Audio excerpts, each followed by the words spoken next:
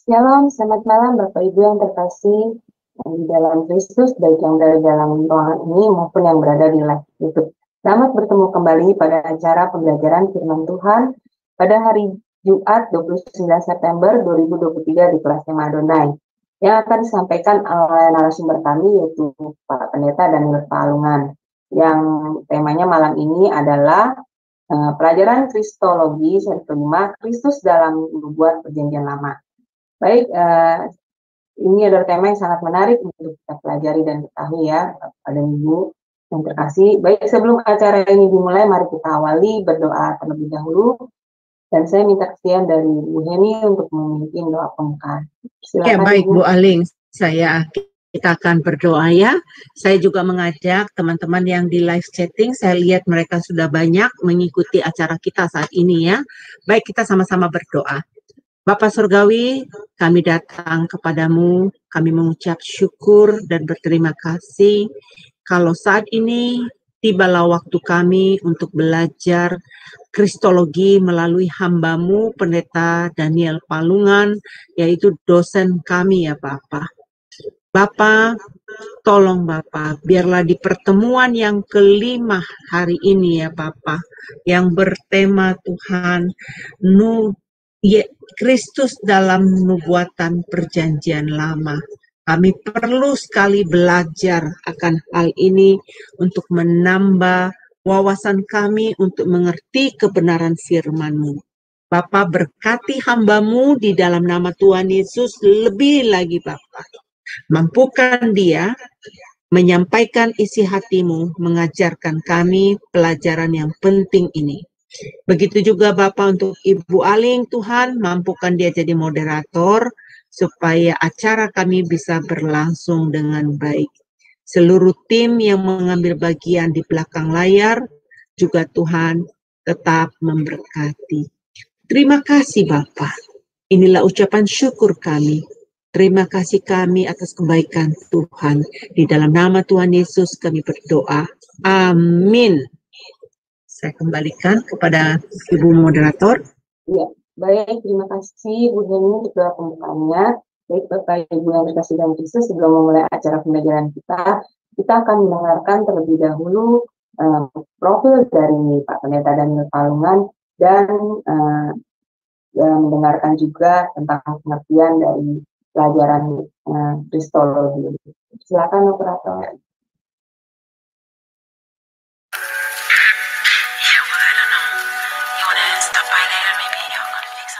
Salam semua, pada kesempatan yang berbahagia kali ini, Sema Adonai akan memperkenalkan pengajar kita, yakni Bapak Pendeta Daniel Palungan. Dan berikut adalah paper singkat dari beliau. Bapak Pendeta Daniel Palungan, Emis MTH Demin, lahir di Tanah Toraja 10 Februari tahun 1960. Pendidikan Teologi, PGAK Seminari Betel, Jakarta mulai tahun 1981 hingga tahun 1984. STTII Jakarta Teologia mulai dari tahun 1996 hingga tahun 2000. STTII Jakarta S2 Misiologi dari mulai tahun 2000 hingga tahun 2002. STT Antioquia TCIST S2 Sistematik Teologi dari mulai tahun 2001 hingga tahun 2003. STT Berkat di Ministry tahun 2002 hingga tahun 2004. Pelayanan Gembala GBI Jemaat Sola Gracia Ciledug, Tangerang. Ketua Bidang Teologia GBI Wilayah 6 DPD Banten mulai tahun 2015 hingga tahun 2023. Pendiri dan Ketua STT Shalom Nusantara mulai tahun 2001 hingga tahun 2013. Pendiri dan terlibat di BBCO sejak tahun 2021. Gembala di Sema Adonai Ibadah Online. Karya penulis buku Kingdom Speaker. Pedoman praktis menggali Alkitab, Kingdom Citizen. Salam saudara-saudara yang terkasih di dalam Tuhan. Oleh kemurahan Tuhan, kita telah menyelesaikan satu seri pelajaran kita tentang soteriologi, dan sekarang kita akan masuk di dalam satu pembahasan materi baru, yaitu doktrin Kristologi, doktrin ajaran Alkitab yang menguraikan secara sistematis tentang Yesus Kristus. Ini satu pelajaran yang sangat penting karena tokoh ini adalah tokoh sentral di dalam iman Kristen, tokoh sentral di dalam Alkitab, baik di dalam Perjanjian Baru maupun di dalam Perjanjian Lama. Dan semua orang-orang Kristen itu sungguh percaya bahwa Yesus itu adalah Tuhan dan Juru Selamat. Namun, iman kepada Yesus itu tidak cukup dengan percaya, tetapi iman kepada Yesus itu juga harus bertumbuh kepada pengenalan yang benar akan pribadi Yesus itu sendiri. Nah, itu sebabnya maka pengajaran ini perlu disampaikan secara menyeluruh dan sistematis, supaya orang-orang Kristen itu betul-betul juga memiliki pemahaman yang menyeluruh dan benar tentang siapa Yesus yang mereka percayai. Nah, pelajaran ini sangat penting oleh karena akhir-akhir ini, tetapi ini bukan sesuatu yang baru. Ya, dari sejak bapak-bapak gereja sampai hari-hari ini, pertentangan-pertentangan tentang Kristus itu juga senantiasa ada.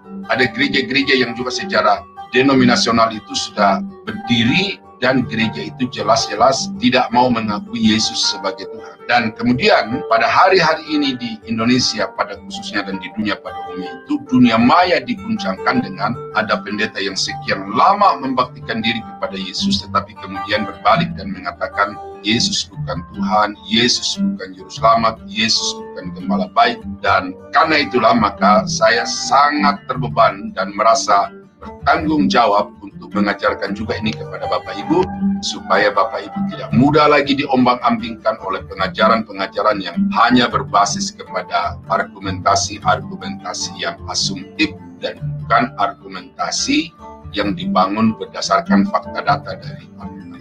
Ya, saya harapkan Bapak Ibu tidak hanya mau menjadi orang Kristen yang percaya, tetapi juga menjadi orang Kristen yang dewasa di dalam iman itu dengan memiliki pengetahuan yang alkitabiah komprehensif tentang pokok-pokok iman. Dan salah satu pokok iman yang akan kita bahas dalam perbincangan ini adalah doktrin tentang Yesus sebagai Tuhan dan Juru Selamat. Ya, akan ada banyak pergumulan-pergumulan tentu, tetapi saya berharap dan saya akan berusaha dengan sekuat tenaga untuk mencoba menyampaikan kepada Bapak Ibu ayat-ayat Alkitab yang mengisahkan tentang Yesus itu sebagaimana yang dimaksud oleh Alkitab itu dan oleh para penulis. Saya mengharapkan supaya Bapak Ibu mengikuti sesi demi sesi yang kemudian pada akhirnya saudara akan mengambil satu kesimpulan yang tepat bahwa Yesus itu adalah Tuhan dan Yesus itu adalah Juru Selamat. Nah, kiranya Tuhan Yesus menolong saudara, memberikan kesehatan, memberikan waktu, dan memberikan niat yang baik untuk dapat mengikuti pelajaran ini dari awal sampai pada akhirnya. Tuhan Yesus memberkati. Baik, terima kasih kepada operator yang telah menayangkan profil dari Pak Pendeta Dani Palungan dan pengertian tentang pelajaran Kristologi. Ternyata pelajaran Kristologi itu penting untuk kita pelajari supaya kita mengetahui kebenaran firman dan tidak mudah disesatkan. Baik, sebelumnya saya akan menyapa terlebih dahulu narasumber kami, yaitu Pak Pendeta Daniel Palungan. Shalom, selamat malam Pak Daniel. Selamat malam Bu Aling, selamat bertemu kembali. Iya, 2 minggu ya Pak, berketemu lagi. Ya, gimana kabarnya, gimana Pak? Sehat ya Pak? Ya, sehat. Ya, ya. Baik Pak, kita serahkan selanjutnya waktu dan tempat kepada Pak Daniel. Silakan Pak Daniel. Oke. Selamat malam saudara-saudara yang saya kasihi di dalam Tuhan Yesus. Selamat berjumpa kembali. Terima kasih untuk doa Bapak Ibu sehingga misi perjalanan kami ke Sumatera Utara dan ke Aceh bisa berjalan dengan lancar ya. Terima kasih juga untuk support finansial yang ya dengan itu kami bisa bergerak sana kemari untuk pemberitaan Injil. Nah, pada malam ini Bapak Ibu yang terkasih, kita akan belajar tentang Yesus Kristus di dalam nubuatan Perjanjian Lama. Ya. Ini penting untuk Bapak Ibu pahami, karena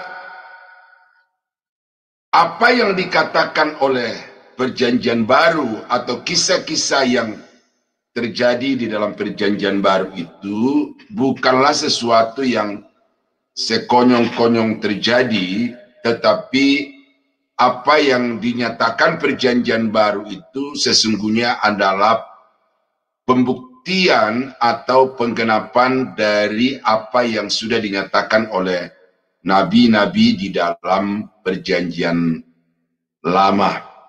Dan ini berarti bagi saudara dan saya perlu untuk melihat bahwa antara Perjanjian Lama dan Perjanjian Baru itu dua bagian Alkitab yang tidak boleh dipisahkan satu daripada yang lain.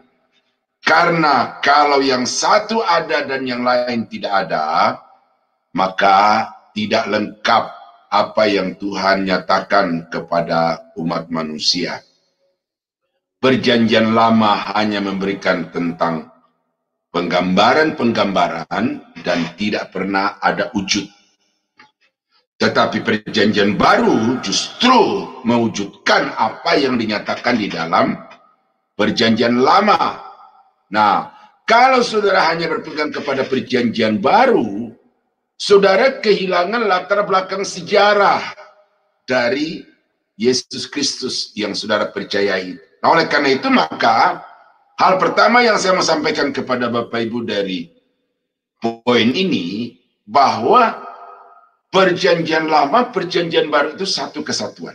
Ini keyakinan dan ini landasan doktrin saya di dalam berkeyakinan dan juga mengajarkan kepada para mahasiswa bahwa kekristenan itu tidak cukup hanya dibangun di atas dasar hanya Perjanjian Lama atau hanya Perjanjian Baru, tetapi kekristenan itu harus dibangun di atas keseluruhan Alkitab, Perjanjian Lama dan Perjanjian Baru yang terdiri dari 66 kitab itu.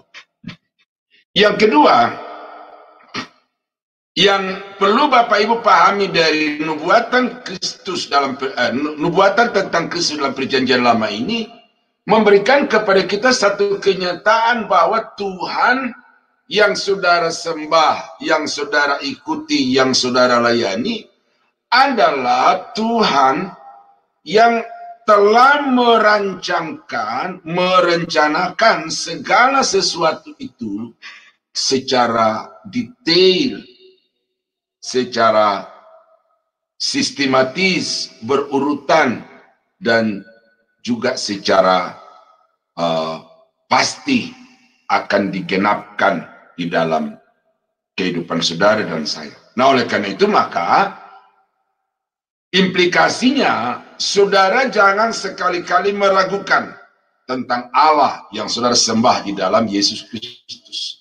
Karena dia Allah yang punya rancangan di dalam kehidupan saudara, dia Allah yang telah terbukti merencanakan sesuatu tentang perjalanan kehidupan Yesus, baik sebelum dunia diciptakan, baik pada masa Perjanjian Lama maupun pada masa Perjanjian Baru, dan juga di dunia yang akan datang. Nah, jadi saudara-saudara kita bisa melihat di situ bahwa Tuhan yang kita sembah di dalam Yesus itu adalah Allah yang berencana, Allah yang bertindak, dan Allah yang tidak pernah salah, tidak pernah gagal di dalam semua yang dia rancangkan. Nah, karena itulah maka nubuatan tentang Yesus dalam Perjanjian Lama ini perlu untuk saudara pelajari, agar dengan demikian saudara bisa melihat Yesus itu secara utuh, bukan saja secara eksistensi dari kepribadiannya, tetapi juga secara utuh dari segi penyataan Perjanjian Lama dan Perjanjian Baru. Ya, pendahuluan. Perjanjian Lama dari Kejadian sampai Maleakhi penuh dengan nubuatan tentang kedatangan Mesias dari antara orang Israel. Yang sudah penuh ialah yang berhubungan dengan kelahirannya, kehidupannya, dan kematian serta kebangkitannya. Harus diakui bahwa tak ada nubuatan tentang pribadi dan perkara lain yang dibicarakan melebihi nubuatan tentang Yesus Kristus. Hal ini bisa dilihat di dalam pernyataan Lukas, ya, dalam Lukas 24 ayat 15 sampai dengan ayat yang ke 27 itu. Nah, ini saudara mesti baca ya di rumah ya, karena untuk di dalam kelas ini saya tidak sempat untuk membahas detail-detail atau membaca detail-detail ayat karena begitu banyak ayat, tetapi ayat-ayat yang tertera di dalam bagian-bagian ini saudara mesti baca sendiri di rumah, ya. Istilah Mesias berasal dari kata Mesias Yunani, yaitu suatu transliterasi bahasa Aramik, ya, dari Mahka yang berarti mengurapi, ya, mengurapi. Istilah yang berarti sama dalam perjanjian baru ialah Kristos atau Kristus yang berarti yang diurapi. Jadi Mesias atau Kristus itu adalah sama, ya.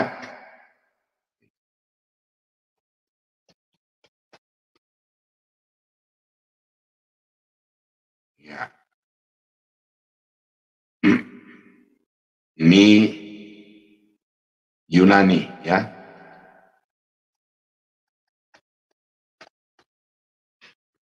Nah, peristiwa pengurapan dibagi juga dalam beberapa kegiatan yang lain di dalam perjanjian lama dalam kaitan dengan pengurapan para imam, pengurapan para raja dan raja lain. Dalam Daniel pasal 9, 25 sampai 26 dapat dilihat penggunaannya yang mengandung pengertian bahwa kedatangan Yesus Kristus sebagai juru selamat dan pembebas. Pengertian mana diketahui bahkan oleh rakyat biasa. Nah, jadi artinya orang-orang yang diurapi di dalam perjanjian lama itu adalah orang-orang yang diberikan satu tugas khusus untuk diemban. Para imam diurapi untuk melaksanakan fungsi keimaman, para raja diurapi untuk melaksanakan fungsi kerajaan, pemerintahan, dan Yesus diurapi sebagai Mesias, sebagai Kristus, yang artinya bahwa dia mengemban satu tugas tanggung jawab yang khusus, yaitu datang ke dalam dunia ini untuk menjadi juru selamat, menjadi penebus orang-orang berdosa, sehingga mereka dapat dikembalikan kepada Allah dalam satu persekutuan yang harmonis, karena kematian Yesus Kristus di atas kayu salib itu adalah menebus orang-orang berdosa dari kekuasaan iblis, kekuasaan dosa, dan sekaligus juga itu menguduskan, menyucikan, sehingga orang-orang yang percaya kepada Yesus memiliki satu kehidupan atau kualitas kehidupan yang baik, yang benar, sehingga layak untuk bersekutu dengan Bapa yang Maha Kudus dan Maha Suci.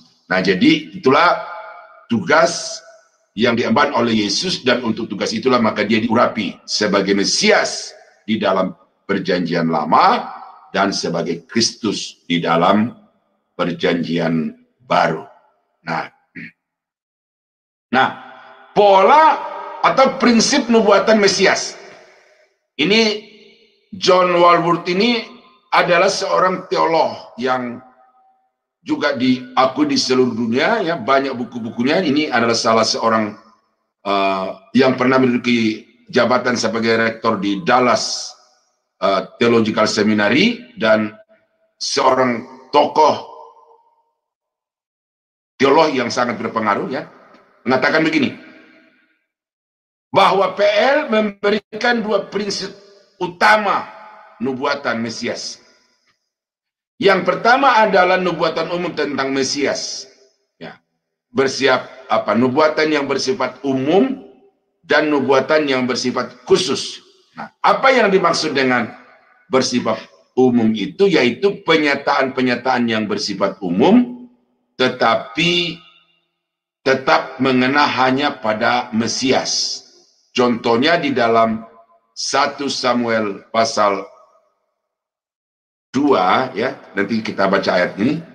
Ini umum, jadi kalau kita tidak amati secara cermat, mungkin bisa dikacaukan dengan tokoh-tokoh yang lain. Tetapi kalau dipahami bahwa nubuat tentang Yesus itu juga ada kalanya bersifat umum, maka itu akan menuntun kita kepada satu pemahaman bahwa yang dimaksud di dalam nas ini adalah Yesus Kristus. 1 Samuel 2 ayat 35.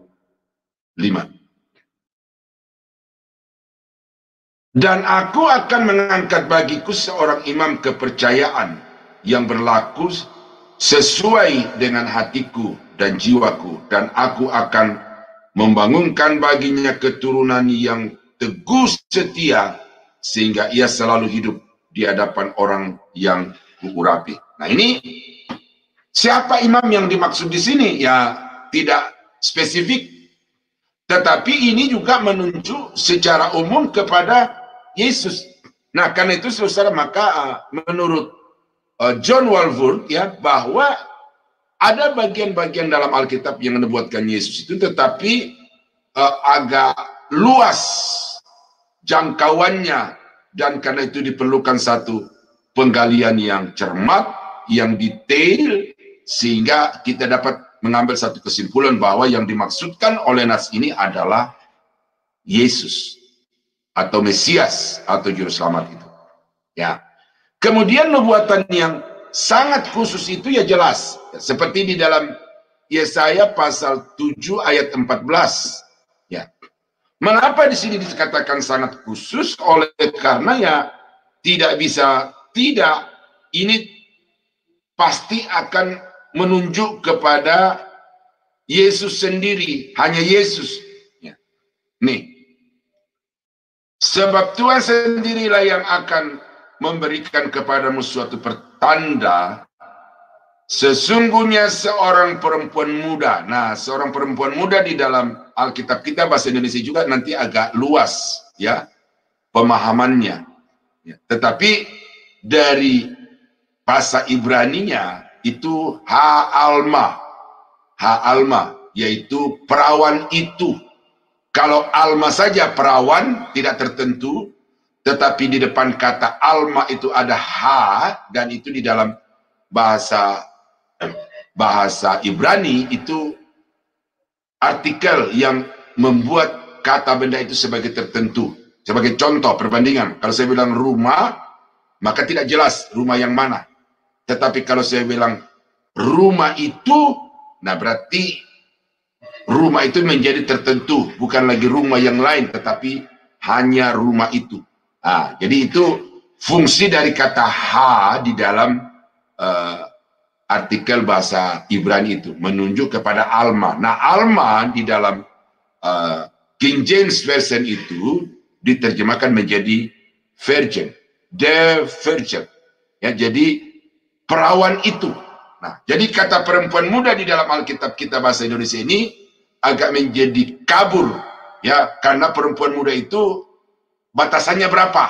Apakah 25 ke bawah atau 30 ke bawah? Lalu yang kedua, bisa saja perempuan muda itu adalah orang yang sudah bersuami atau sudah pernah melakukan hubungan suami istri dengan laki-laki lain.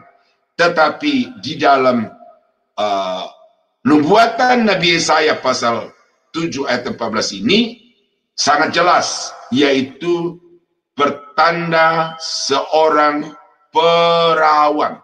Ya, tidak dijelaskan di situ berapa umurnya, tetapi yang pasti bahwa perempuan itu belum pernah bersinggungan dengan seorang laki-laki manapun. Nah, jadi ini sangat spesifik, ya. Mengandung dan akan melahirkan seorang anak laki-laki. Nah, anak laki-laki. Jadi Yesus itu harus laki-laki menurut nubuatan Nabi Yesaya ini, ya, harus laki-laki. Lalu dari perempuan yang perawan, masih perawan. Dan yang ketiga dikatakan, dan ia akan menamakan dia Immanuel. Nah, apa Immanuel ini? Allah menyertai kita. Nah, kemudian nanti kalau saudara bisa membandingkan dengan keterangan-keterangan yang sama di dalam perjanjian baru, maka jelas dari mana lahirnya Yesus ini, yaitu dari perawan Maria, ya, Maria yang belum pernah bersinggungan dengan laki-laki sebelum Yesus lahir. Kemudian laki-laki yang dilahirkan, yaitulah Yesus, dan kemudian dikatakan dinamakan Immanuel. Nah, itulah yang dikatakan oleh John Walvoord di sini, bahwa sangat-sangat spesifik. Ya, tidak bisa ada kemungkinan lain, oh ini menunjuk kepada si A, si B, gitu ya. Nah. Ya. Yang berikut adalah penyataan umum tentang ciri-ciri nubuatan Mesias. Ya, artinya ada pola-pola bagaimana para nabi di dalam perjanjian lama itu menyampaikan atau menyatakan sesuatu tentang Yesus sesuai dengan apa yang dinyatakan oleh Roh kepada mereka. Ya, yaitu yang pertama adalah mempergunakan bahasa yang agak samar-samar, ya, terselubung, tidak secara belak-belakan, seperti Yesaya pasal 7:14 tadi itu. Nah, maksudnya ialah agar dimengerti hanya oleh orang beriman yang diterangi oleh Roh Kudus. Nah, jadi di sini pentingnya setiap anak Tuhan yang belajar Alkitab itu menggantungkan diri kepada Roh Kudus, karena hanya Roh Kudus yang mampu untuk menjelaskan Alkitab itu secara detail dan benar tanpa bisa dibantah oleh siapapun. Oleh karena itu, maka setiap pembelajar Alkitab itu mutlak untuk minta bimbingan Roh Kudus. Inilah yang sebenarnya dikatakan dalam perjanjian lama itu pengurapan. Ya, jadi hamba-hamba Tuhan itu perlu pengurapan, artinya perlu penerangan dari Roh Kudus, perlu iluminasi Roh Kudus supaya dapat memahami Alkitab itu secara benar, tanpa ada keraguan atau tanpa ada bantahan-bantahan dari pihak-pihak yang tertentu. Nah, kemudian penggunaan bahasa lukisan-lukisan. Kita sudah belajar juga di atas tentang tipologi, ya, tipologi Yesus dalam perjanjian lama itu, yaitu lukisan-lukisan. Ya, ini tidak berarti artinya tidak jelas. Malahan sebaliknya, kebenarannya dinyatakan cukup jelas. Mesias akan berasal dari Isai. Ya, Isai di sini adalah bapak dari Daud. Nah, jadi tidak tegas mengatakan Yesus, tetapi bahwa dia itu akan datang dari keturunan Isai atau tunggul Isai. Ya, itu di dalam Yesaya pasal 11 dan banyak ayat ya di dalam Alkitab yang senada dengan itu. Jadi hanya memberikan satu kisi-kisi, tetapi tidak menunjuk secara terang kepada pribadi. Nah, penggunaan pengertian masa lampau dan masa kini dan penggunaan bentuk perfect tense dalam bahasa Ibrani. Perfect tense pada umumnya kepastian maupun kesan sangat dalam sehingga dinyatakan sebagai sudah terjadi. Nah, ini sebenarnya saudara-saudara, kalau kata kerja di dalam bahasa Ibrani itu, ya dalam konsep berpikirnya orang Ibrani itu, ya kalau bahasa Inggris ada yang sudah terjadi, ada yang sedang terjadi, dan ada yang potensial terjadi di masa yang akan datang. Yaitu bahasa Inggris, maka ada perfect atau past tense, ada present, dan ada future tense. Ya, tetapi di dalam konsep berpikirnya orang Ibrani itu, pekerjaan itu walaupun belum terjadi saat ini, baru akan terjadi di masa yang akan datang, tetapi di dalam konsep berpikirnya orang Ibrani bahwa pekerjaan itu dapat saja dikatakan sebagai satu pekerjaan yang sudah terjadi. Artinya pasti terjadi, tidak mungkin tidak terjadi. Oleh karena itu maka di dalam pemikiran mereka itu sudah terjadi, sama seperti kelahiran Yesus itu. Ya, kata telah, sebab seorang anak telah lahir. No, itu kan kalau saudara baca Yesaya pasal 53 itu, Yesaya pasal 9 ayat yang ke-5 dan 6 itu kan baru nubuat Nabi Yesaya abad ke-7 sebelum kelahiran Yesus, atau 700 tahun kurang lebih sebelum kelahiran Yesus di Bethlehem. Tetapi pada waktu itu Nabi Yesaya sudah mempergunakan kata past tense, telah.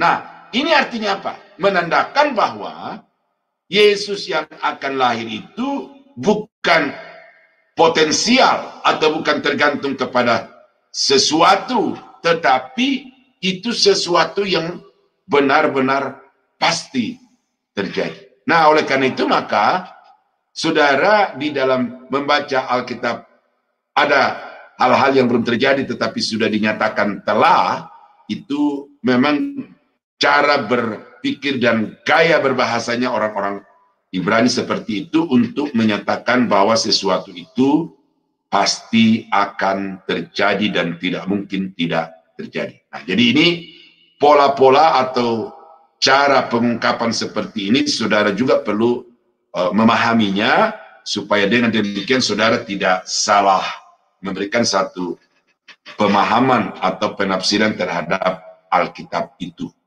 Ya, ini penting karena apa yang kita lihat adanya pertentangan pemikiran atau pendapat dari banyak kelompok-kelompok, ya terutama dari saudara kita non-Kristen itu, ya karena memang mereka hanya membaca Alkitab itu di dalam konsep cara berpikirnya orang Indonesia masa kini. Nah, pendeta-pendeta juga begitu.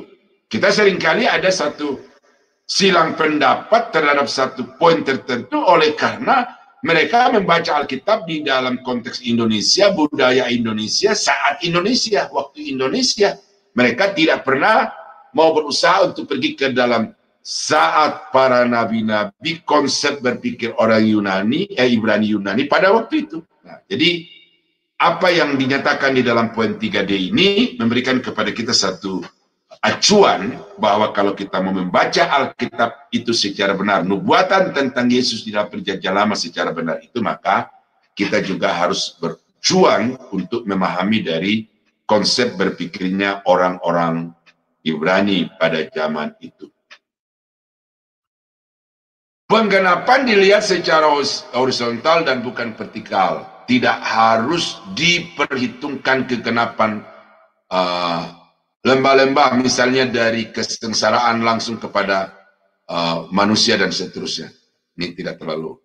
Nah, jadi itu ya, nubuatan-nubuatan tentang Yesus dalam perjanjian lama itu kadang-kadang tidak langsung, tetapi ada juga yang langsung, dan oleh karena itu cara para nabi menyatakan itu perlu dipahami.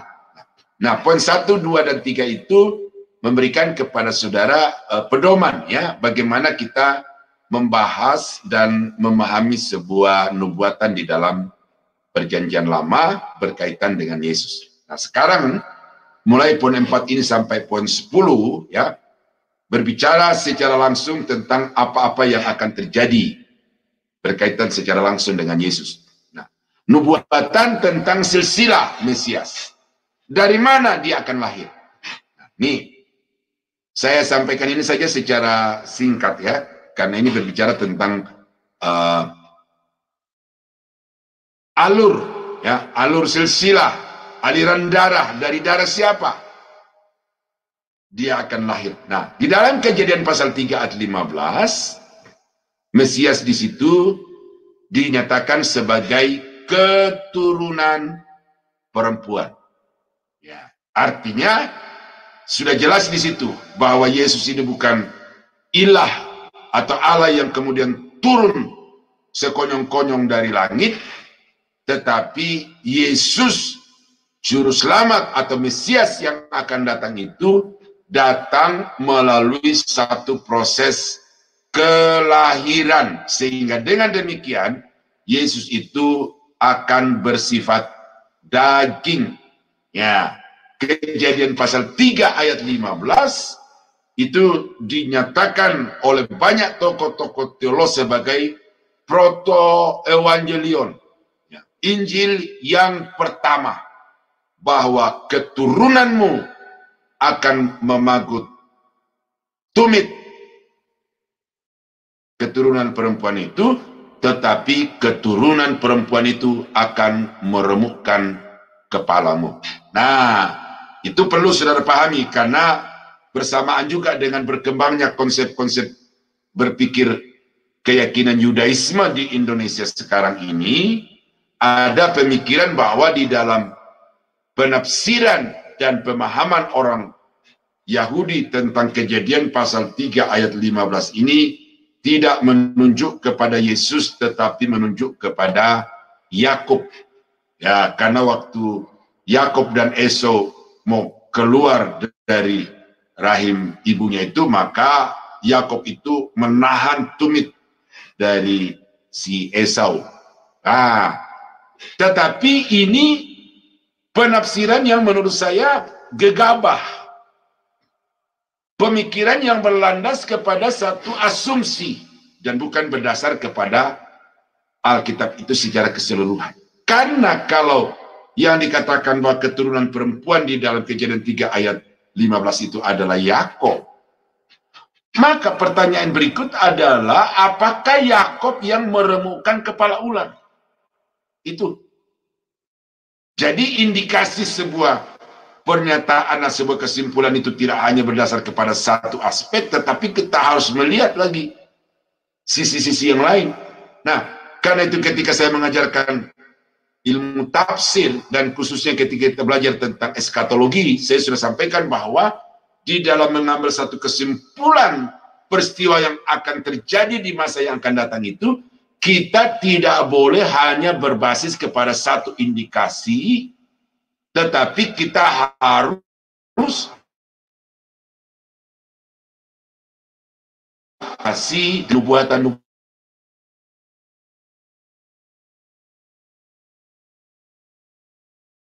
penubuat Alkitab itu tentang Yesus itu harus dikumpulkan, dianalisa, lalu disatukan dalam satu bentuk pasal itu, ya, supaya dengan demikian kita bisa mengambil satu pemandangan atau gambaran yang utuh. Nah, kesalahan banyak penafsir Alkitab adalah hanya melihat satu indikasi, ya, seperti yang pernah dinyatakan oleh teman itu, ya, bahwa yang dimaksud keturunan perempuan itu adalah Yakob hanya karena Yakob itu memegang tumit daripada si Esau itu. Nah, padahal jelas di dalam Kejadian pasal 3:15 itu bahwa keturunan perempuan itu juga akan meremukkan kepala dari ular itu. Nah, apa kepala ular itu? Yaitu maut. Nah, siapa yang mengalahkan maut?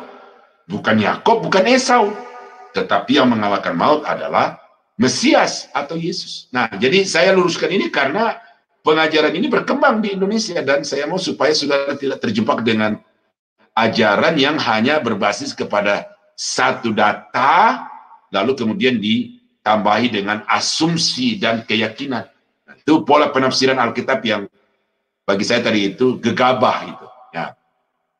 Nah, dalam Kejadian 4 ayat 25, bahwa Mesias yang akan datang itu lahir dari keturunan Set. Karena dua anak dari Adam dan Hawa, yaitu Kain dan Habel. Habel sudah dibunuh, sementara Kain ini adalah seorang yang jahat. Maka akhirnya lahir keturunan berikut daripada Adam dan Hawa, yaitu Set. Dan dari Set inilah akan lahir turunan-turunan yang daripadanya akan lahir Mesias itu. Nah, sampai kepada pasal 6, pasal 9, ketika dunia ini dihukum oleh Tuhan dengan air bah, maka disisakanlah Nuh dan ketiga orang anaknya beserta dengan istri-istri mereka. Berarti Mesias yang akan datang itu tidak bisa tidak lahir melalui keturunan Abraham. Nah, keturunan Nuh maksudnya. Nah, Nuh sejak itu maka terjadi perkembangbiakan manusia itu secara cepat besar-besaran. Akhirnya terjadi bangsa-bangsa dari keturunan Nuh ini. Lalu pada akhirnya sampai di Kejadian pasal 12, Tuhan memilih Abraham, ya. Tuhan memilih Abraham untuk menjadi jalur lahirnya Mesias itu. Nah, Abraham kemudian Ishak. Jadi Mesias itu datang dari keturunan Ishak, bukan dari keturunan Abraham yang lain, ya. Karena ada keturunan Abraham yang lain, yaitu Ismail dari istri yang tidak sah, istri yang diberikan oleh Sarah kepada Abraham untuk dinikahi demi mendapatkan keturunan. Tetapi itu bukan anak yang dijanjikan. Nah, kemudian dari Ishak, Yakub. Ya, dari Yakub inilah akan lahir Mesias itu, bukan melalui Esau, ya, tetapi melalui Yakub. Nah, Yakub melahirkan 12 anak, maka yang akan menjadi penerus keturunan untuk melahirkan Mesias itu adalah dari bangsa Yehuda atau dari anak Yakub yang bernama Yehuda. Nah, kemudian dipersempit lagi di dalam 2 Samuel pasal 7, 12 sampai 13 itu melalui Boaz, melalui Obed, dan Isai. Nah, Isai ini yang kemudian melahirkan Daud, dan dari Daud itulah akan lahir seorang juru selamat. Nah, seperti dikatakan ini dalam Matius 1 dan seterusnya. Ya. Nah, jadi itulah garis keturunan yang akan melahirkan siapa Yesus itu, dari mana dia akan dilahirkan. Nah, yang berikut adalah nubuatan tentang kelahirannya. Ya, nubuatan tentang kelahirannya. Yang pertama adalah tempatnya. Tempat yang ditunjuk oleh Tuhan, yang dinyatakan oleh Tuhan dalam perjanjian lama tentang Yesus lahir, atau di mana Yesus yang lahir itu adalah di Bethlehem. Ya, jadi kalau ada orang yang lahir dari perempuan tanpa suami, yang belum bersetubuh dengan seorang laki-laki dan orang itu juga laki-laki, tetapi dia lahir di Palestina, dia lahir di Mesir, dia lahir di Arab, maka tentu itu bukan Mesias yang dijanjikan itu. Ya, itu tadi ingat ya, harmonisasi dari nubuatan-nubuatan. Nah, Mesias yang akan lahir itu mau tidak mau dia harus lahir di Bethlehem. Gitu ya. Nah, yang kedua, dia lahir dari seorang perawan. Nah, tadi saya sudah uraikan itu. Kemudian kedatangannya adalah seperti dinyatakan di dalam Kejadian pasal 49 ayat yang ke-10 itu, waktu kerajaan Israel itu masih ada. Ya, karena nanti pada tahun 70 Israel itu sudah tidak lagi menjadi kerajaan, dan karena itu maka ada satu istilah atau ada satu diksi di dalam ayat itu bahwa kerajaannya tidak akan berkesudahan. Nah, kalau umpamanya itu terjadi pada sesudah tahun 70 Masehi, atau sesudah Israel itu dihancurkan, maka orang akan berkata kerajaan mana? Nah, gitu ya. Tetapi ketika kerajaan itu masih ada, sehingga menjadi kuat bahwa jelas kerajaan Yehuda, kerajaan Israel itu adalah kerajaan yang tidak akan berkesudahan, akan tetap menjadi satu kerajaan yang jaya, dan dari kerajaan itulah Yesus atau Mesias itu dilahirkan. Nah, jadi lahir waktu Israel masih menjadi sebuah kerajaan. Nah, di dalam Daniel pasal 9 ayat yang ke-24 sampai ayat yang ke-27, itu nubuat tentang kelahirannya juga. Ya, saya bacakan dulu ya ini.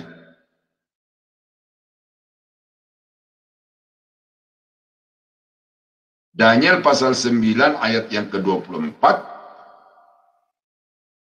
70 kali 7 masa telah ditetapkan atas bangsamu dan atas kotamu yang kudus, untuk melenyapkan kefasikan, untuk mengakhiri dosa, untuk menghapuskan kesalahan, untuk mendatangkan keadilan yang kekal, untuk menggenapkan penglihatan dan nabi, dan untuk mengurapi yang maha kudus. Maka ketahuilah dan pahamilah dari saat firman itu keluar, yakni bahwa Yerusalem akan dipulihkan dan dibangun kembali sampai kepada kedatangan seorang yang diurapi, ya, seorang raja, ya, nih, sampai kepada kedatangan seorang yang diurapi, seorang raja. Ada 7 kali 7 masa dan 62 kali 7 masa lamanya kota itu akan dibangun kembali dengan tanah lapang dan paritnya, tetapi di tengah-tengah kesulitan. Sesudah ke-62 kali 7 masa itu akan disingkirkan, nah, seorang yang diurapi. Tadi dikatakan akan datangnya seorang yang diurapi, yaitu seorang raja. Lalu sesudah 62 kali 7 masa itu, maka yang diurapi itu akan disingkirkan, padahal tidak ada salahnya apa-apa. Nah, jadi ini nubuatan tentang Yesus yang akan lahir, sebagaimana nubuatan Daniel itu. Jadi akan datang sesudah 7 kali 7 masa, kemudian 62 kali 7 masa. Nah, ini membutuhkan satu perhitungan yang cukup jelimet, saudara-saudara. Tetapi saudara akan pahami ini, bahwa betapa detailnya perhitungan Tuhan itu. Bahkan sampai kepada hari sekalipun itu Tuhan begitu cermat dalam memberikan satu pernyataannya. Dan ini menandakan bahwa Mesias yang akan lahir itu adalah lahir di tengah-tengah masa yang sukar, lalu juga justru juga akan menjadi korban, ya, akan disingkirkan, akan dibinasakan pada masa yang sukar itu. Nah, ini terjadi pada penggenapan nubuatan Daniel pasal 9, 24 sampai 27 di atas. Saya tidak perlu menjelaskan ini detail-detail karena ini membutuhkan perhitungan yang cukup berat untuk dipikirkan, ya. Hanya bahwa nubuatan tentang kelahiran Yesus itu tempatnya jelas, dari siapa dia lahir, waktunya dia lahir itu kapan. Nah, itu. Jadi poin 3D ini menunjukkan tentang waktunya, tetapi tidak menetapkan hari detiknya, ya, secara detail di dalam poin 3D ini, ya. Hanya mengatakan bahwa Alkitab Perjanjian Lama sudah menjelaskan tentang di mana dia dilahirkan, yaitu di Bethlehem. Dari siapa dia dilahirkan, yaitu dari seorang perempuan. Dan kapan dia dilahirkan, yaitu dia akan lahir pada masa yang sukar dari kerajaan bangsa Israel. Nah, sekarang kita bicara tentang pribadi Yesus yang dinubuatkan di dalam Perjanjian Lama itu. Ya, pribadinya. Kejadian pasal 3 ayat 15 dinyatakan tentang benih perempuan, keturunan perempuan. Ini menyatakan bahwa Mesias yang akan lahir itu adalah keturunan manusia akan memiliki sifat-sifat manusia. Ya. Tadi saya sudah katakan di atas itu, dia bukan pribadi yang turun dari langit sekonyong-konyong kemudian mengambil rupa seorang manusia, tetapi proses inkarnasi, ya, yang saya pakai istilah inkarnasi ini supaya saudara terbiasa. Proses inkarnasinya itu adalah melalui kelahiran dari seorang perempuan. Jadi dengan demikian maka Yesus yang akan lahir itu adalah Yesus yang bersifat manusia. Kelahirannya di Bethlehem, ya, ini sudah dikatakan anak manusia. Nubuatan tentang tempat, tahun, turunan dan tanda kelahirannya ini saya tinggal menyebutkan juga. Yang pertama adalah tempatnya, itu di Bethlehem. Tadi saya sudah sebutkan itu di dalam Mika pasal 5 ayat 1. Kemudian dari perempuan yang tidak melakukan satu hubungan suami istri. Lalu sifatnya ini, kita baca ayat ini. Yesaya pasal 9 ayat yang kelima dan 6. Ini bahwa Yesus itu walaupun datang sebagai manusia, tetapi tidak berarti dia kehilangan sifat atau hakikat kealahannya.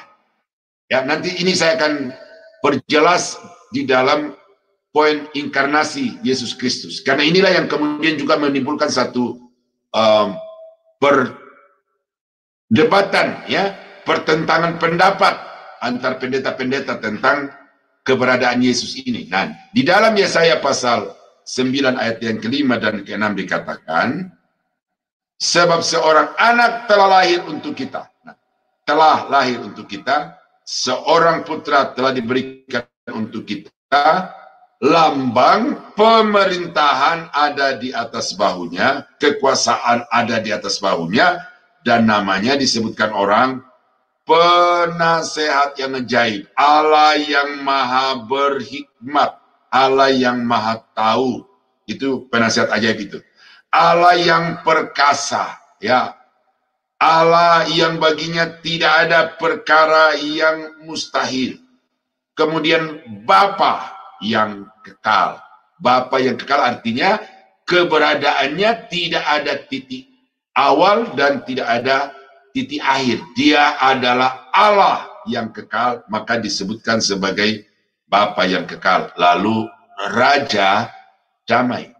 Dia akan memerintah sebagai Raja yang memberikan kedamaian, ketentraman kepada segala makhluk, kepada seluruh umat manusia di seluruh alam semesta. Bukan hanya di dalam kekekalan langit baru dan bumi baru, tetapi juga akan memerintah di atas muka bumi ini, di langit dan bumi yang sekarang kita tempati, dan akan terjadi satu suasana yang penuh dengan kedamaian. Besar kekuasaannya, ya, dan damai sejahtera tidak akan berkesudahan di atas takhta Daud di dalam kerajaannya, karena ia mendasarkan dan mengukuhkannya dengan keadilan dan kebenaran dari sekarang sampai selama-lamanya. Kecemburuan Tuhan semesta alam akan melakukan hal itu. Nah, jadi di sini kita melihat ada beberapa deskripsi tentang Yesus itu, tentang Mesias yang akan lahir itu, dan ini menandakan bahwa Yesus itu memiliki sifat-sifat ilahi di dalam dirinya, ya, dan juga memiliki sifat-sifat manusiawi. Dia lahir dan dari keturunan Daud, ya, itu dikatakan di dalam Yesaya pasal 9 ayat 6 itu, dari keturunan Daud. Apa yang dia akan kerjakan itu nyata juga di dalam ayat yang ke-6 itu, bahwa dia akan memerintah dan pemerintahannya itu tidak akan berkesudahan sampai selama-lamanya. Nah, nubuatan tentang kehidupan Kristus. Ya. Kedatangannya diawali dengan seorang utusan. Persiapkanlah jalan untuk Tuhan.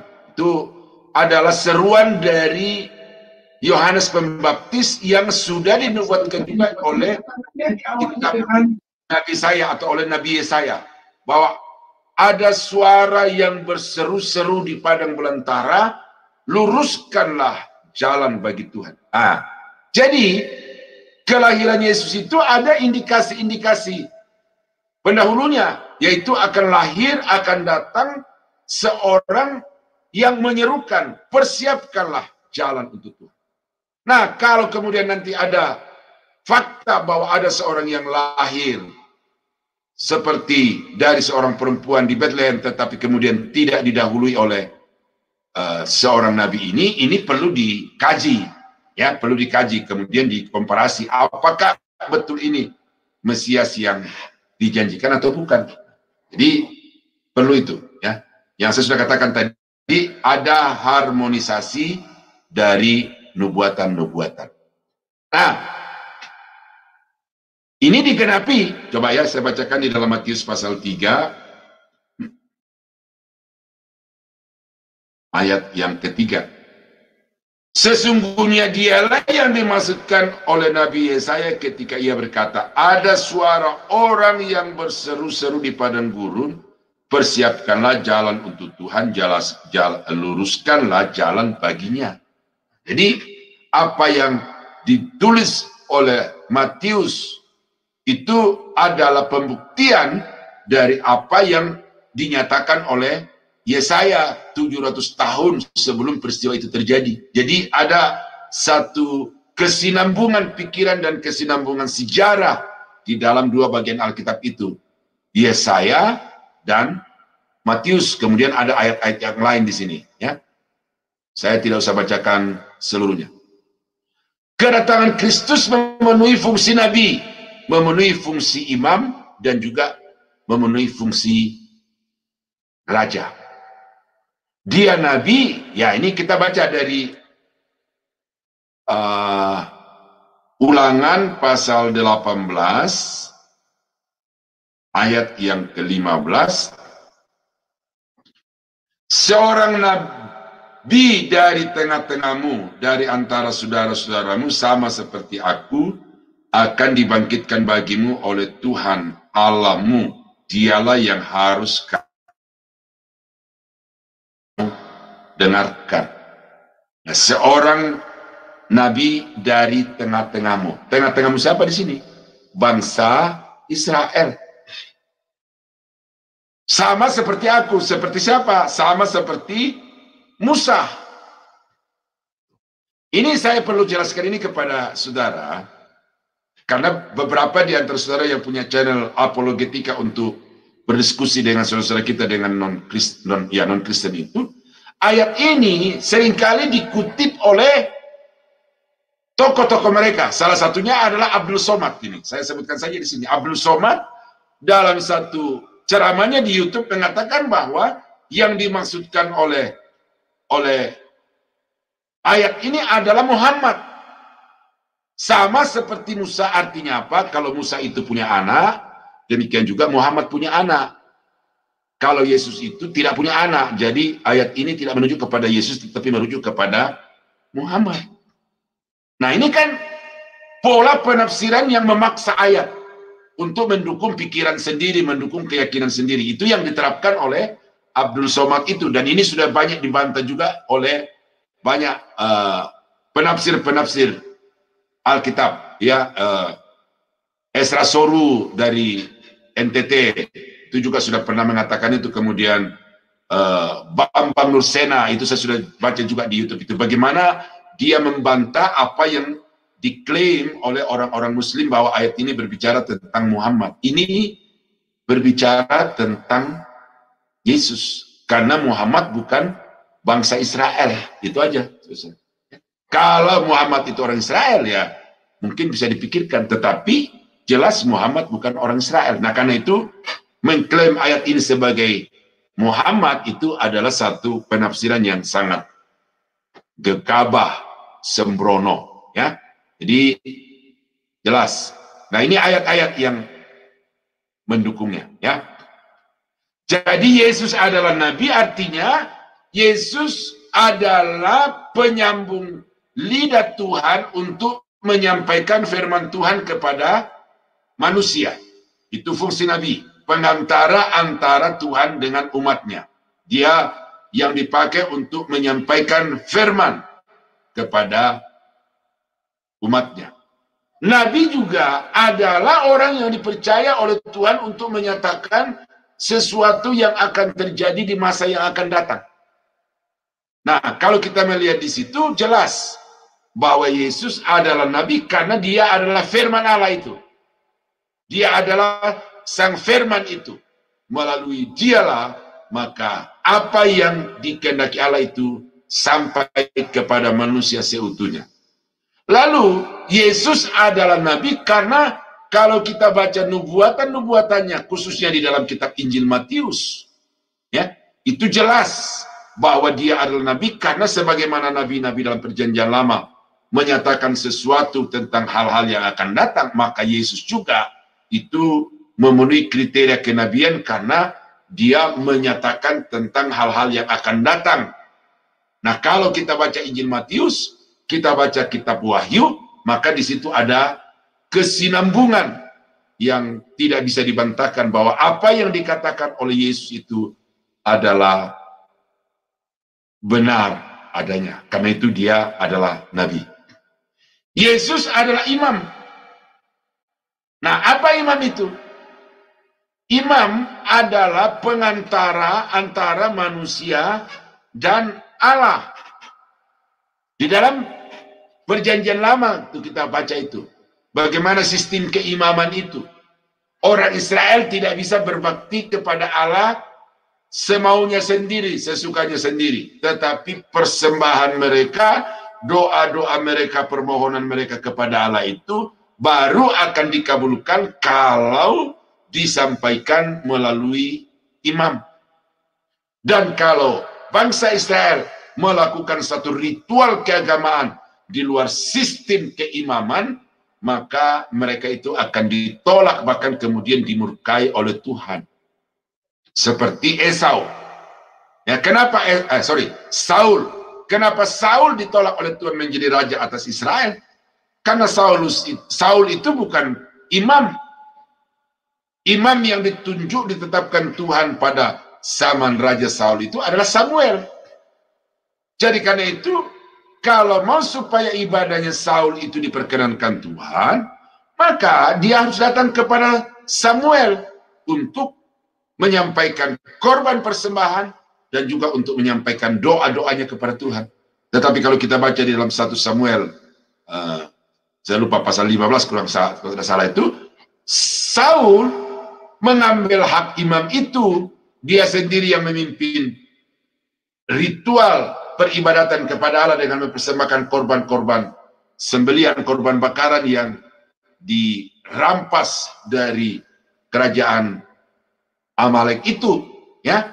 Maka dikatakan itu sebabnya Tuhan menolak Saul menjadi raja atas Israel. Jadi sistem keimaman itu begitu ketat dalam perjanjian lama. Nah, imam adalah pengantara antara Allah, antara manusia dengan Allah. Nah, Yesus adalah imam karena melalui Yesus kita dapat menyampaikan doa-doa kita kepada Allah.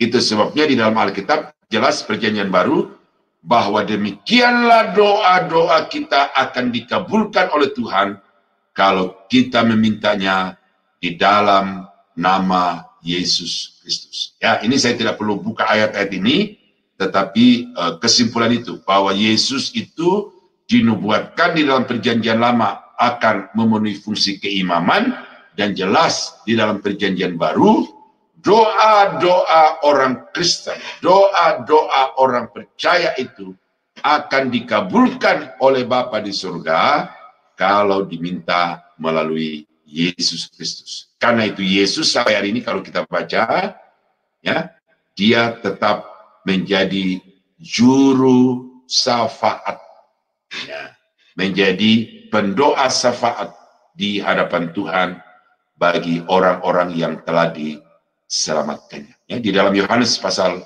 17, saudara bisa membaca di situ fungsi keimaman Yesus, yaitu dia mengantarai murid-murid dan orang-orang yang percaya kepada murid-murid itu dengan doa di hadapan Tuhan. Nah, sebagai raja, fungsi Yesus sebagai raja. Nah, ini yang juga sangat mengandung polemik yang besar, ya, yang cukup gencar di kalangan hamba-hamba Tuhan itu. Yesus diterima sebagai raja di dalam gereja. Yesus adalah raja di dalam gereja. Karena itu gereja adalah kerajaan Allah. Itu betul, tidak dapat disangkal bahwa Yesus adalah raja di dalam gereja. Tetapi kerajaan Yesus itu tidak hanya bersifat rohani, tetapi kerajaan Yesus juga bersifat politis, bersifat historis. Artinya bahwa kerajaan Yesus nanti itu akan ada wujud nyatanya, memiliki wilayah, memiliki pemerintahan, dan memiliki masyarakat. Di mana wilayahnya itu? Bukan di langit baru, bumi baru saja, tetapi di dunia ini Yesus akan memerintah sebagai raja yang akan memulihkan kerajaan bagi Israel, kerajaan Daud, dan seluruh bangsa atau semua bangsa-bangsa di seluruh dunia akan bersujud menyembah kepada Yesus sang raja itu, karena dia adalah raja segala raja. Ya, raja segala raja. Nah, saya sudah sampaikan ini di doktrin eskatologi panjang lebar. Saudara nanti tinggal buka YouTube-nya itu bahwa Yesus itu sungguh adalah raja, dan ini ada ayat-ayat di sini, saudara bisa baca, ya. Baca di rumah saja. Nah, kehidupan Yesus sebagai juru selamat, sebagai penebus dan pembebas. Apa yang dikatakan dalam perjanjian baru itu bukan baru mulai pada perjanjian baru, tetapi apa yang dinyatakan di dalam perjanjian baru tentang Yesus sebagai juru selamat, orang-orang berdosa, dan pembebas dari hukuman yang kekal itu sudah nyata juga di dalam perjanjian lama. Kejadian pasal 3:15 itu juga di situ ada indikasinya bahwa Yesuslah satu-satunya yang mampu untuk membebaskan manusia dari cengkraman kuasa maut, kuasa iblis, dan kuasa dosa. Tidak ada pribadi yang lain. Jadi kalau ada pendeta yang mengatakan Yesus bukan juru selamat, ya itu urusan dia dengan Tuhan. Tetapi tanggung jawab saya di dalam kelas ini kepada saudara memberitahukan bahwa Kejadian pasal 3 ayat 15 itu di situ sudah dinyatakan dengan tegas bahwa hanya Yesus yang sanggup untuk membebaskan orang-orang berdosa dari cengkraman maut, dari iblis dan kuasa dosa. Karena itu Yesus adalah juru selamat di dalam perjanjian lama. Nah, saya baca ayat ini, Ayub pasal 19 ayat 25.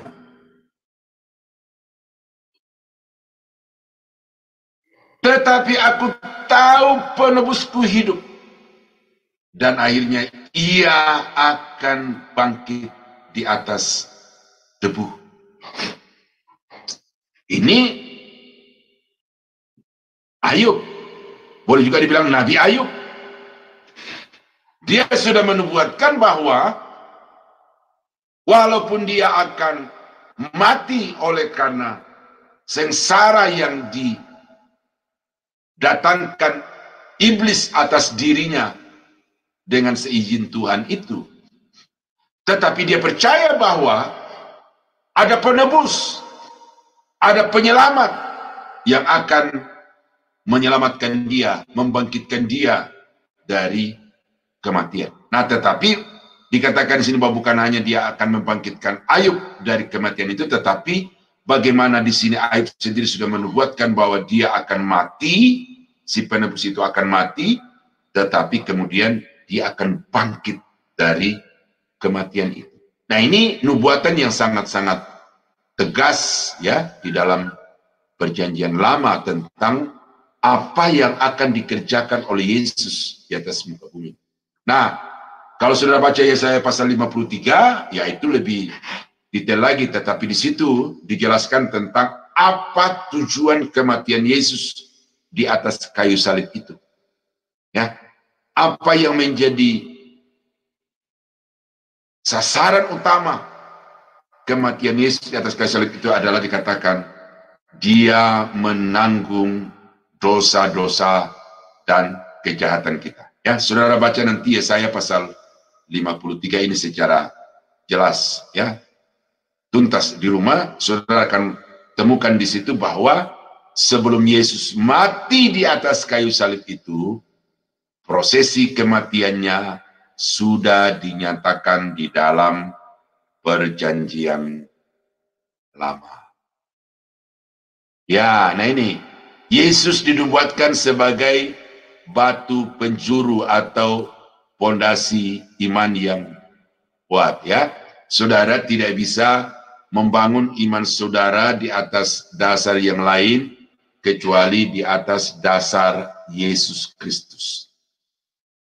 Tidak ada keyakinan yang kokoh, kekristenan yang kuat kalau saudara bangun di luar Yesus. Nah, karena itu ayat-ayat ini jelas Perjanjian Lama, ya, menyatakan bahwa Yesus itu adalah landasan iman yang kokoh, karena itu disebut sebagai batu penjuru, ya, batu yang dibuang orang itu telah diambil untuk menjadi batu penjuru, ya.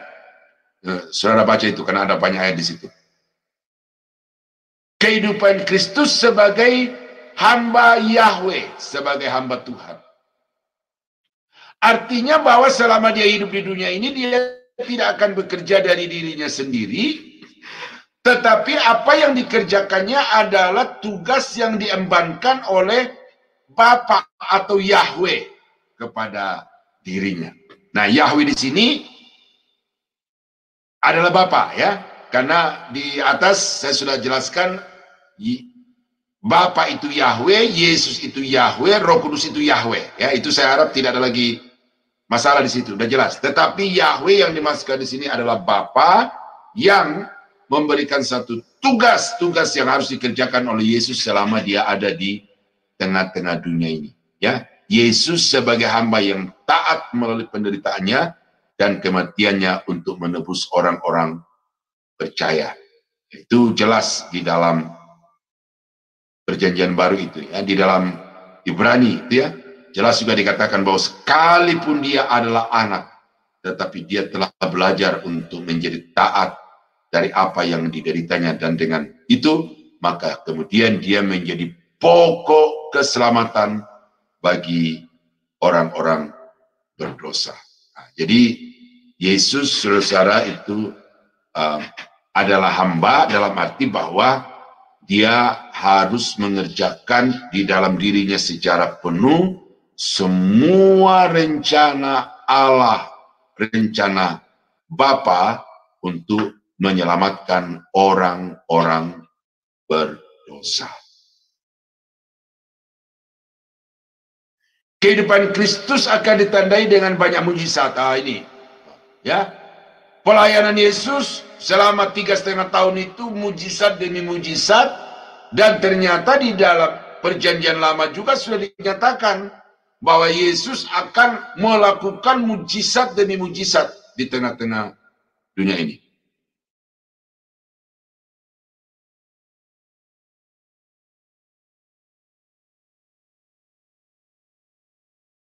Nah, Yesaya pasal 35 ayat 5 dan 6 Pada waktu itu mata orang-orang buta akan dicelikkan dan telinga orang-orang tuli akan dibuka.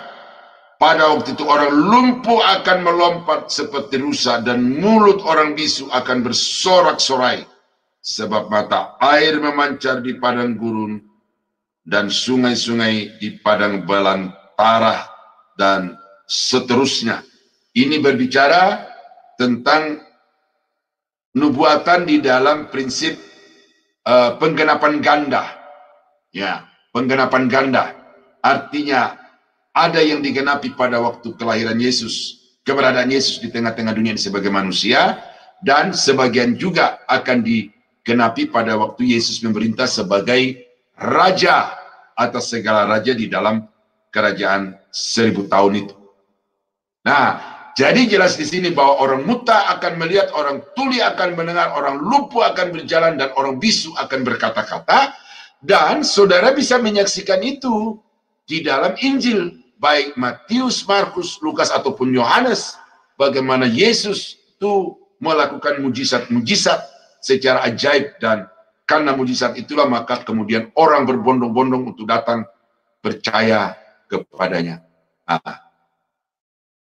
Kehidupan Kristus dinubuatkan sebagai akan ditandai dengan pengajaran yang penuh kuasa.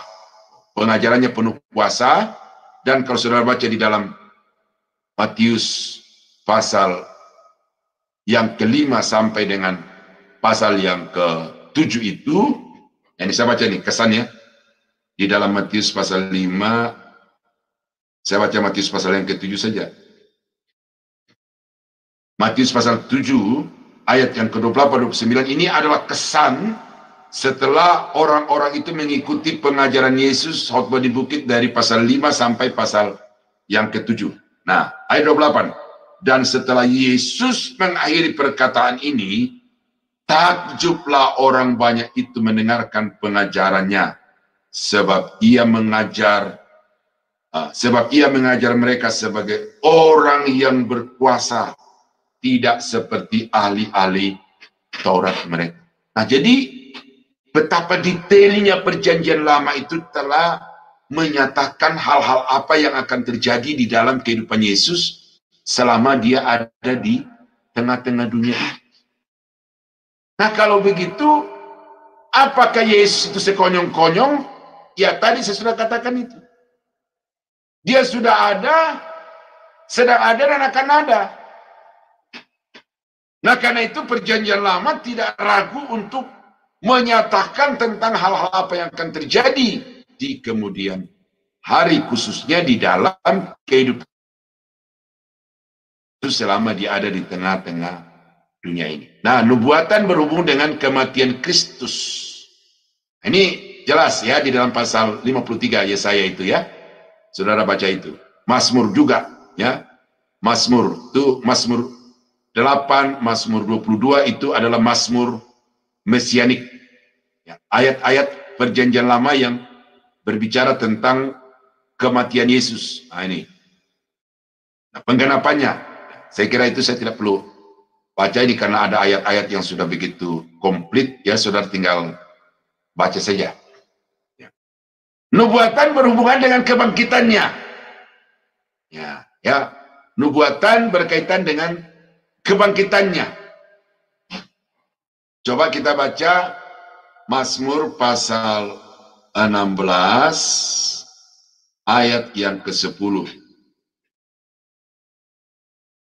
Maka sebab engkau tidak akan menyerahkan aku ke dunia orang mati, dan tidak membiarkan orang kudusmu melihat kebinasaan. Oh, ya. Jadi tidak akan selama-lamanya Yesus itu ada di dunia orang mati. Karena kematiannya itu adalah sesuatu yang harus dan mutlak harus terjadi, tetapi dia sama sekali tidak bisa dikuasai oleh maut, tetapi dia adalah penguasa atas maut itu. Mazmur 22 ayat yang ke-23 apa dikatakan?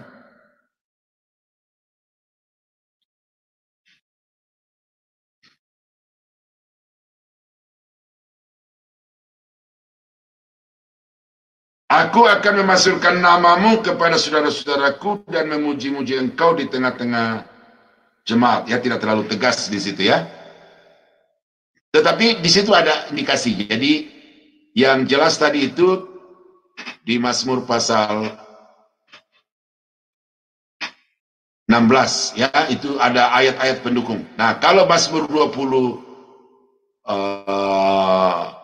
ayat 23 itu ada komparasinya di dalam Ibrani pasal 2 ayat 12. Apa dikatakan? Oh, dikutip saja, dikutip secara utuh ya, tidak terlalu tegas tentang kebangkitannya.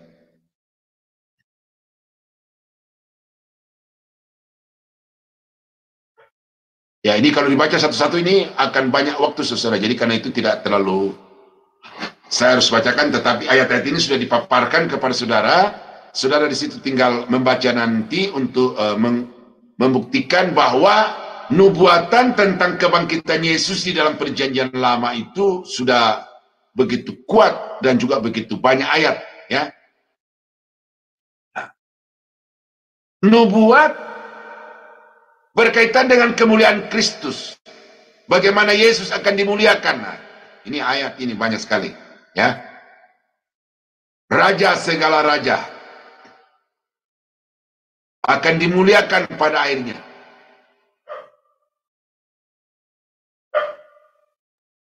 Jadi itulah saudara 10 poin atau 7 poin kurang 3 tadi ya, karena 3 itu pertama itu berbicara tentang prinsip-prinsip penafsiran nubuatan, pola-pola nubuatan dan silsilah Yesus. Tapi kalau yang berkaitan dengan apa yang akan terjadi dalam kehidupan Yesus itu mulai dari poin 4 sampai kepada poin 10 ini, dan dengan ini saya mau tegaskan kepada saudara-saudara sekalian bahwa apa yang terjadi dalam kehidupan Yesus yang dinyatakan dalam perjanjian baru itu sebenarnya sudah dinyatakan sebelum peristiwa itu terjadi. Nah, sekali lagi kesimpulannya adalah perjanjian lama, perjanjian baru itu adalah dua bagian Alkitab yang tidak boleh dipisahkan, karena baru bisa disebut sebagai Alkitab kalau keduanya yang saling melengkapi itu ada.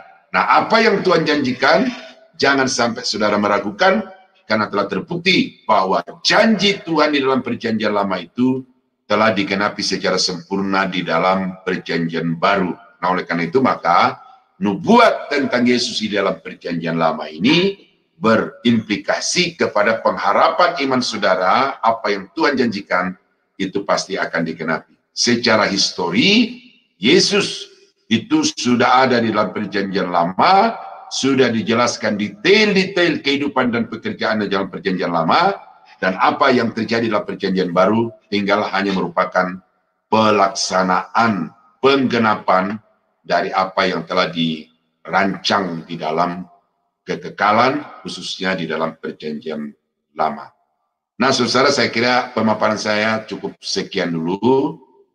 Saya kembalikan kepada Ibu Aling untuk selanjutnya. Ya, baik. Terima kasih Pak Daniel untuk sesi tanya jawab. Tapi terlebih dahulu bagi yang ingin bertanya silakan pesan ya, supaya kami bisa membuka mute dari suara ibu bapak sekalian. Ya, baik, silakan.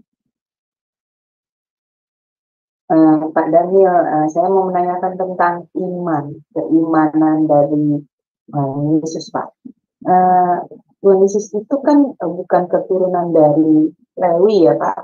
Nah, karena zaman perjanjian lama itu kan imam itu kan memang sudah ditetapkan dari keturunan bangsa Israel, itu dari keturunan Lewi ya, Pak.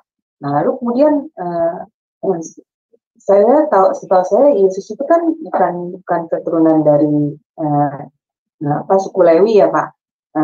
Dia orang Yahuda. Lalu dia bisa menjadi imam. Itu bagaimana Pak penjelasannya? Ya, terima kasih Pak Dani. Oke, Ibu Aling.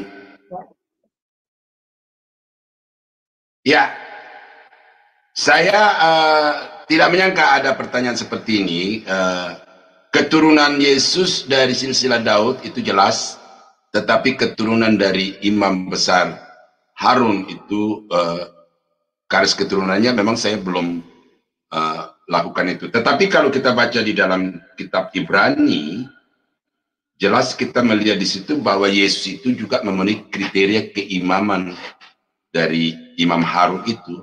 Nah, jadi karena itu tidak terlalu jelas dinyatakan di dalam Perjanjian Lama, Perjanjian Baru tentang garis keturunan dari Imam Harun suku Lewi dan Yesus, tetapi bahwa fungsi keimaman itu jelas dinyatakan di dalam Ibrani.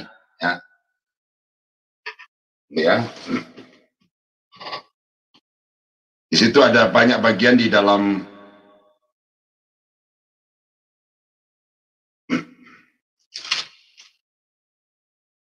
Yesus lebih tinggi daripada Musa, kemudian keimaman Melkisedek, ya, itu di dalam itu, kemudian di Ibrani pasal 7, kemudian Ibrani pasal 7 juga ayat yang ke-11 itu dikatakan bahwa Ibrani 7:11 itu bahwa Yesus lebih tinggi justru dari imam besar Harun, ya. Jadi jelas di situ soal keturunannya, ya saya minta maaf kepada Ibu Aling, saya tidak sempat menggali itu dari segi garis keturunannya, tetapi bahwa fungsi Yesus sebagai imam itu jelas dinyatakan di dalam kitab Ibrani, ya. Jadi jangan meragukan tentang keimaman. Artinya bahwa kepengantaraan Yesus antara gereja, saudara dan saya, itu tidak bisa diragukan melalui Yesus Kristus. Jadi karena itu kalau saudara punya pergumulan, punya masalah, maka sampaikanlah kepada Bapa melalui Yesus Kristus. Karena itu dikatakan, mintalah sesuatu kepada Bapa di dalam namaku. Jadi mungkin ini tidak terlalu menjawab keseluruhan dari apa yang Ibu tanyakan mengenai garis keturunan silsilah dari keimaman itu, tetapi bahwa fungsi keimaman di dalam Perjanjian Lama itu digenapkan juga di dalam kehidupan Yesus di dalam Perjanjian Baru. Nah, kelebihannya adalah kalau imam-imam Perjanjian Lama itu mempersembahkan korban binatang, tetapi kalau Yesus itu mempersembahkan dirinya sendiri yang oleh korban tubuhnya itu, maka korban itu menjadi korban yang sempurna, dan sesudah pengorbanan Yesus tidak dibutuhkan lagi perlunya korban binatang atau hewan untuk dipersembahkan kepada Tuhan. Karena itu Yohanes, tunggu dulu, Lukas, ya, di dalam Injil Lukas itu Yesus mengatakan bahwa hukum Taurat berlaku sampai kepada zaman Yohanes, dan sesudah itu kasih karunia. Nah, artinya apa? Ini bukan berarti 10 hukum itu tidak berlaku lagi sesudah kematian Yesus, tetapi syariat-syariat,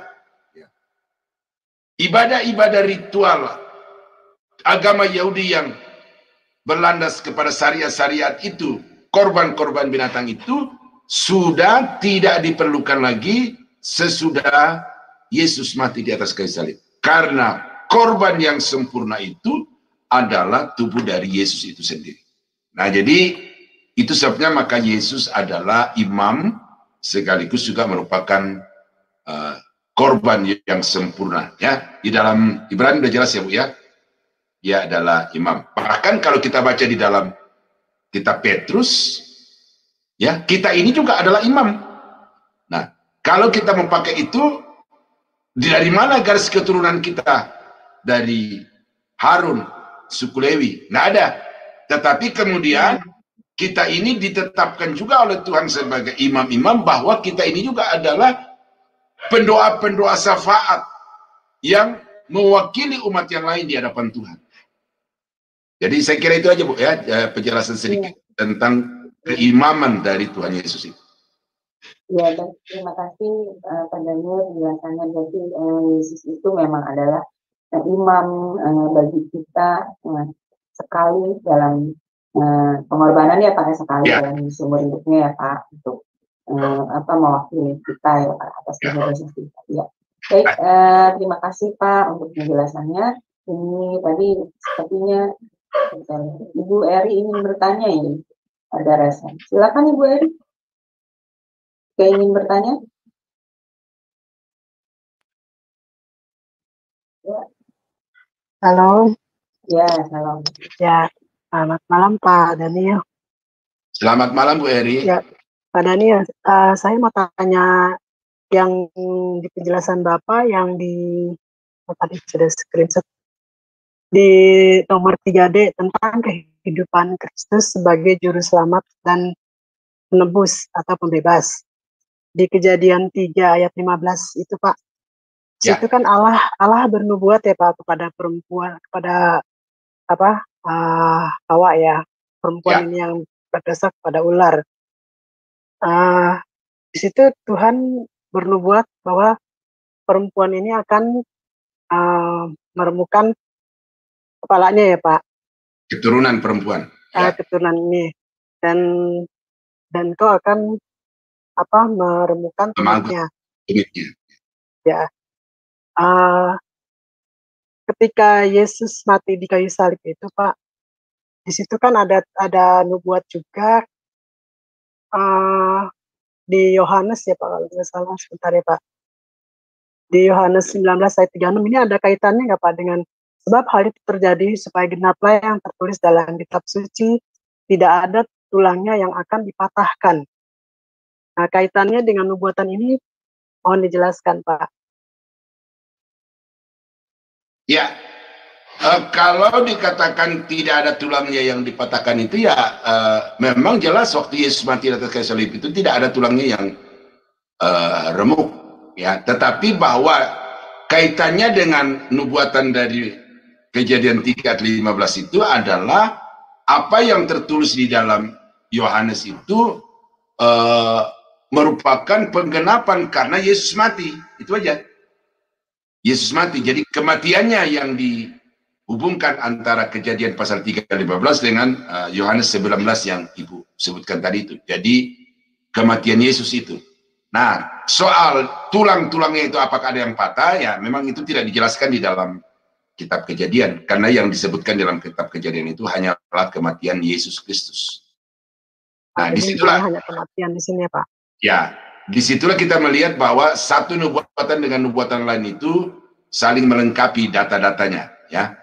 Nah, kemudian yang saya mau jelaskan lebih jauh dari itu tentang pertanyaan Ibu adalah Yesus sebagai penebus, Yesus sebagai penyelamat di situ, karena tidak ada satu pribadi yang memiliki kekuatan dan kekuasaan yang bisa meremukkan kepala ular itu.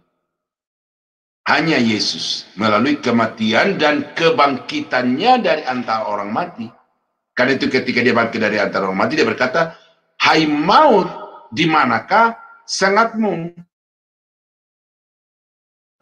Ya, itu dikatakan dalam 1 Korintus pasal 15 itu. Jadi kematian Yesus adalah jalan untuk menghancurkan kepala si ular. Nah, apa kepala si ular itu adalah maut itu. Nah, itu dikalahkan Yesus ketika Yesus bangkit dari antara orang mati.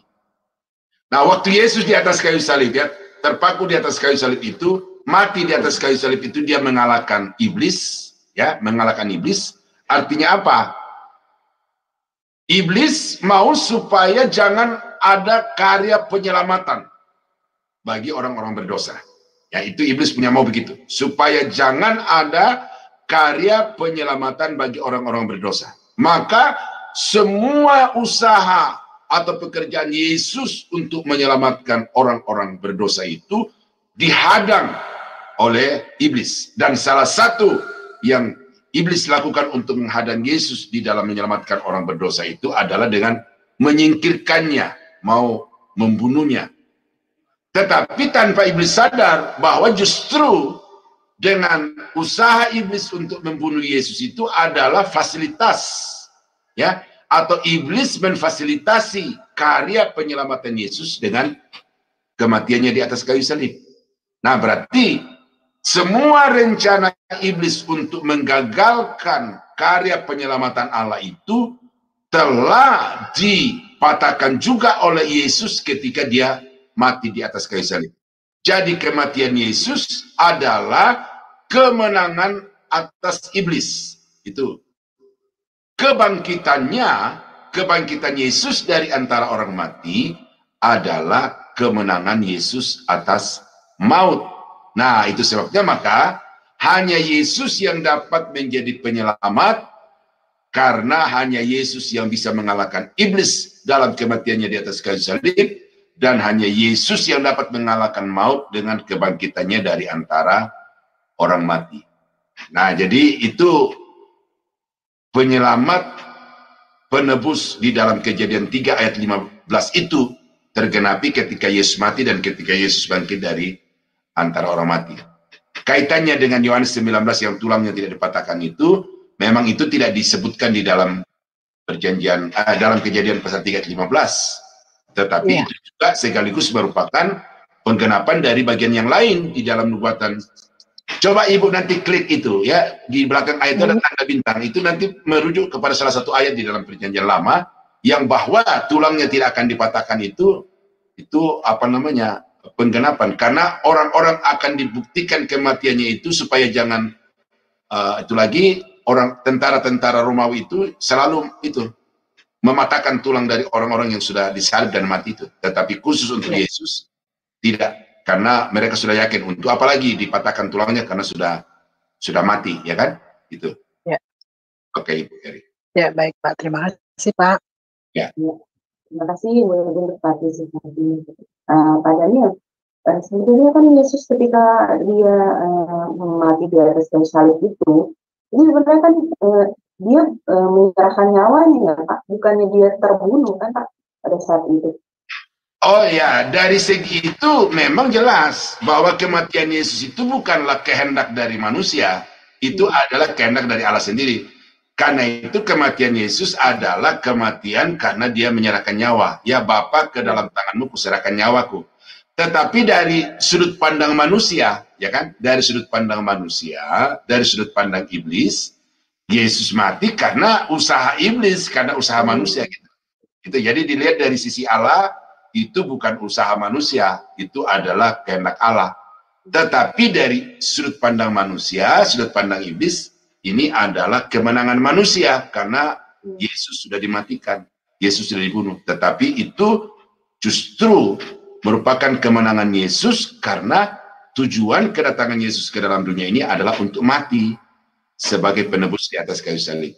Tanpa kematian tidak mungkin ada kebangkitan dan kehidupan. Nah, jadi Ibu, pertanyaannya itu dari perspektif sudut pandang yang lain ya jelas bahwa Yesus mati itu bukan karena kemauan orang-orang Farisi, ahli Taurat dan tentara Romawi, juga iblis, tetapi itu sepenuhnya karena kemauan Bapa.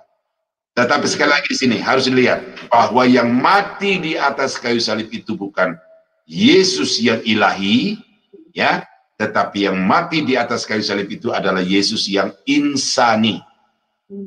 Itu saudara perlu paham itu, karena nanti kita akan belajar tentang dua sifat daripada Yesus. Tapi nanti itu kalau kita sudah sampai di inkarnasi.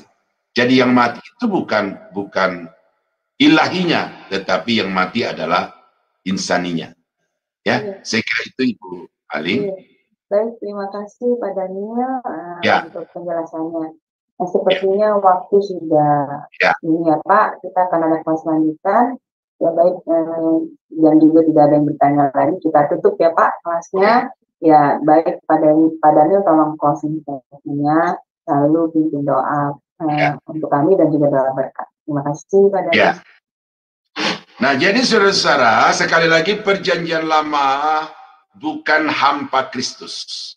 Ya, perjanjian lama juga sudah bertaburan ayat-ayat tentang Yesus dari Kejadian sampai Maliaki, walaupun tidak seterang dengan apa yang dinyatakan di dalam perjanjian baru. Nah, karena itu jangan sampai saudara meragukan tentang keberadaan Yesus yang kekal itu, karena perjanjian lama, perjanjian baru sudah menyatakannya dengan terang benderang. Yang kedua, kesatuan perjanjian lama, perjanjian baru. Saudara tidak boleh memisahkan satu dengan yang lain, karena keduanya diinspirasikan oleh Tuhan, dan karena itu kedua-duanya merupakan kebenaran mutlak firman Allah yang benar yang tidak mungkin gagal. Dan karena itu percaya apa yang dikatakan perjanjian lama, percaya apa yang dikatakan oleh perjanjian baru. Nah, jadi dengan demikian saudara, maka Yesus itu bukan baru ada ketika dia lahir, tetapi sebelum dia lahir sudah ada. Nah, karena itu juga maka rencana-rencana Allah itu merupakan rencana yang kekal, yang tidak bisa dibatalkan oleh apapun. Kita bersyukur kita masuk di dalam rancangan Allah yang kekal. Nah, demikian apa yang saya paparkan pada malam ini. Ya, ini belum tuntas Bapak Ibu, ya, tetapi saya sudah sampaikan dari poin ke poin itu bahwa Yesus itu Tuhan, dan karena itu jangan sampai meragukan tentang Yesus sebagai Tuhan. Mari kita tunduk kepala, kita berdoa. Bapa di surga, terima kasih kami sudah mendapatkan pemaparan dalam kelas ini tentang Yesus yang sesungguhnya sudah ada di dalam perjanjian lama. Dan karena itu kami sungguh mengucap syukur ya Tuhan untuk Alkitab yang ada di tangan kami, baik yang berwujud kertas maupun yang elektronik. Karena sesungguhnya dari Alkitab itulah kami mendapatkan kebenaran yang sesungguhnya tentang siapakah Yesus yang kami sembah, yang kami layani itu. Dan karena itu tolong kami Bapa, supaya iman kami tidak digoyahkan oleh pernyataan-pernyataan yang hanya berdasarkan kepada pendapat dan keyakinan pribadi, tetapi sekarang kami sudah mendapatkan satu kenyataan bahwa Alkitab itu sudah menyatakan secara tegas, kuat, dan teguh bahwa Yesus itu adalah Tuhan dan Juru Selamat, baik perjanjian lama maupun perjanjian baru. Pelajaran yang sudah kami dapatkan pada malam ini ya Tuhan, materaikan di dalam hati kami supaya di mana saja kami berada, kami tetap berkeyakinan Yesus adalah Tuhan, Yesus adalah Juru Selamat. Sebentar kami akan mengakhiri kelas ini, tolong kami apapun aktivitas kami selanjutnya, dan demikian juga acara-acara dari channel Sema Adonai ini selanjutnya, kami berdoa supaya semuanya dikendalikan oleh Roh Kudus, sehingga apa yang akan kami dapatkan dari Sema Adonai ini merupakan kebenaran firman Tuhan yang akan memperkuat iman kepercayaan kami kepada Tuhan. Kami akhiri kelas ini di dalam nama Yesus. Haleluya. Dan saudara-saudara yang dikasihi oleh Tuhan, kiranya anugerah dari Allah Bapa, damai sejahtera dari Tuhan kita Yesus Kristus, serta persekutuan kuat kuasa Roh Kudus, kiranya menyertai kita sekalian dari sekarang sampai selama-lamanya. Di dalam nama Yesus, kami akhiri kelas kami pada malam ini. Haleluya. Amin. Terima kasih Pak Daniel untuk pelayanannya. Semoga pelayanannya diberkati Tuhan lebih dan lebih lagi menjadi berkat bagi banyak orang. Ya baik Bapak Ibu yang terkasih, kelas kita sudah selesai, tapi tetap stay. Masih ada kelas lanjutan yaitu kelas sejarah penebusan. Dan kelas hari ini di pukul 19.00 waktu Indonesia Barat akan ada kembali untuk melanjutkan pelajaran kristologi masuk ke seri yang ke-6 ya untuk minggu depan. Di hari yang sama, yaitu hari Jumat, pukul 19.00 waktu Indonesia Barat. Ya, terima kasih Bapak Ibu yang terkasih, Tuhan berkati. Shalom, shalom, shalom.